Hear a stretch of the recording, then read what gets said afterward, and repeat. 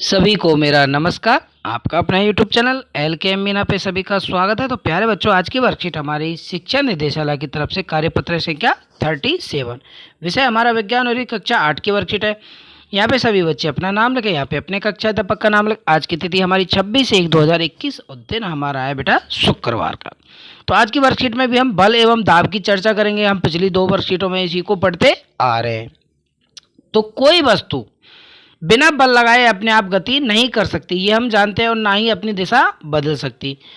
किसी वस्तु के आकार को बल लगाए बिना नहीं बदला जा सकता। तो ये चीज़ हम जान सकते हैं कि बल क्या है, दाब क्या है। भाई किसी वस्तु पे हम अपनी गति लगाना, वही एक बल का कार्य है। और बल के बिना ना तो हम उसकी दिशा बदल सकते, ना ही आकार बदल सकते।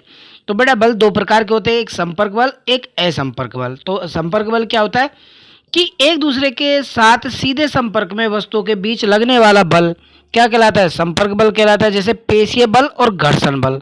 अब ये पेशीय बल क्या होता है? पेशीय बल मांसपेशियों की क्रिया के कारण लगने वाले बल को क्या कहते हैं? हम बेटा पेशीय बल कहते हैं। देखो यहाँ पे लिखा है, क्या आप बगैर छुए पानी की एक बाल्टी को उठा सकते हैं? क्या आप बगैर छुए, भाई उसकी बाल्टी को, जब कुंदे को हम पकड़ेंगे नहीं तो क्या उठा सकते हैं? नहीं उठा सकते। क्या आप मेज पर रखी वस्तु, किसी किताब को या पेन कलम को किसी को बिना छुए उठा सकते हैं? नहीं उठा सकते। तो यहाँ पे यही दिखाया गया है कि मांसपेशियाँ ही हमारे शरीर में होने वाली गति से संबंधित सभी गतिविधियों को करने में क्या होती हैं बेटा? सक्षम होती हैं। ठीक है। बैल, घोड़ा, गधा, ऊंट जैसे जानवर हमारे लिए विभिन्न काम करने के लिए एक पेशीय बल का कार्य करते हैं। ठीक है ना बेटा? कौन कौन से? बैल, घोड़ा, गधा, ऊंट जैसे जानवर हमारे लिए विभिन्न काम करने के लिए पेशीय बल का कारण वो बनते हैं। तो इन सब में कौन सा बल लगता है बेटा? पेशीय बल, क्योंकि इनकी मांसपेशियां वो सभी एक्टिविटी को करती हैं। पेशीय बल को तभी लगाया जा सकता है जब वह किसी वस्तु के क्या हो बेटा? संपर्क में, मतलब उससे जुड़ी हो।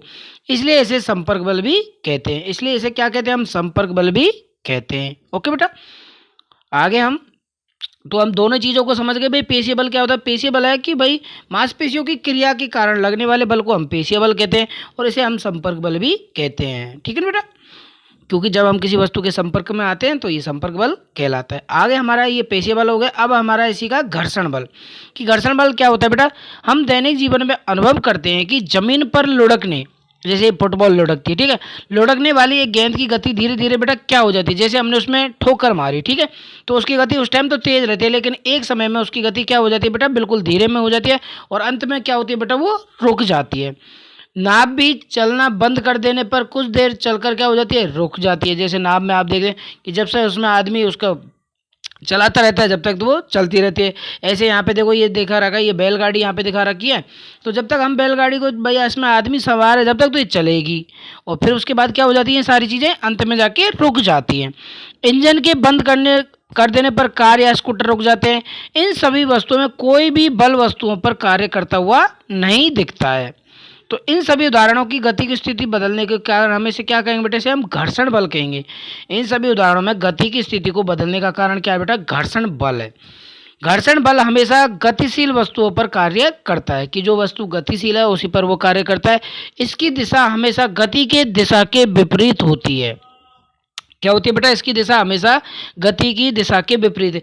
जैसे ये वस्तु इधर जा रही है बेटा, ठीक है ना, तो इधर ये गति की दिशा है, लेकिन ये क्या होगी? एक समय में अंत में रुक जाएगी, तो फिर इसकी गति क्या हो जाएगी बेटा? बिल्कुल धीमे हो जाएगी, फ्रिक्शन हो जाएगा।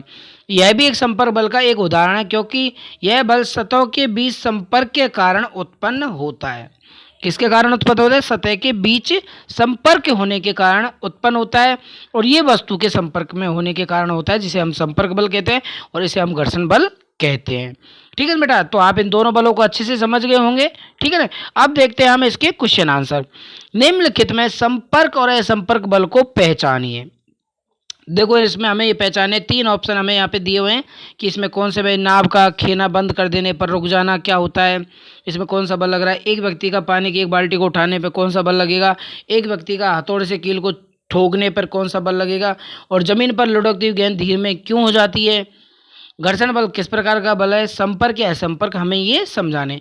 तो तीनों ही क्वेश्चनों का आंसर हम इस वर्कशीट के माध्यम से कर सकते हैं। तो चलिए करते हैं बेटा इनके आंसर। ओके स्टूडेंट, तो देखो, नाव का खेना, जो नाव हम चलाते हैं पतवार, तो उसका बंद कर देने पर क्या हो जाती है बेटा, वो रुक जाती है। तो ये बेटा क्या है, इसका बीच जो किनारियों का बीच है, तो उसमें असंपर्क बल लगता है। कौन सा लगता है? असंपर्क बल लगता है। एक व्यक्ति का पानी की एक बाल्टी को उठाना क्या होता है बेटा, संपर्क बल होता है। क्या होता है? संपर्क बल होता है, क्योंकि हमारी मांसपेशियां उससे क्या होती है, जुड़ी होती है। एक व्यक्ति का हथौड़े से कील को ठोकना, तो ये भी उससे जुड़ा हुआ है, तो यहाँ पे भी संपर्क बल आएगा। तो हमें संपर्क बल और असंपर्क बल को ही पहचानना था। तो ये हमारा पहला क्वेश्चन कंप्लीट होता है। अब हमारा सेकंड क्वेश्चन है कि जमीन पर लुढ़कती हुई गेंद धीरे धीरे धीमी क्यों हो जाती है? क्योंकि घर्षण बल के कारण। घर्षण बल हमेशा गतिशील वस्तुओं पर विपरीत दिशा में कार्य करता है। जैसे वो इस पे हमें इधर उसमें ठोकर मारी, तो इधर उसमें फ्रिक्शन पड़ेगा, धीरे धीरे वो क्या हो जाएगी बेटा, धीरे धीरे वो कम हो जाएगी उसकी गति। ओके स्टूडेंट, तो घर्षण बल के कारण ये धीमी धीमी हो जाती है। अगला हमारा नेक्स्ट क्वेश्चन कि घर्षण बल किस प्रकार का बल है, संपर्क या असंपर्क? तो देखो बेटा, घर्षण बल एक संपर्क बल है। क्या है?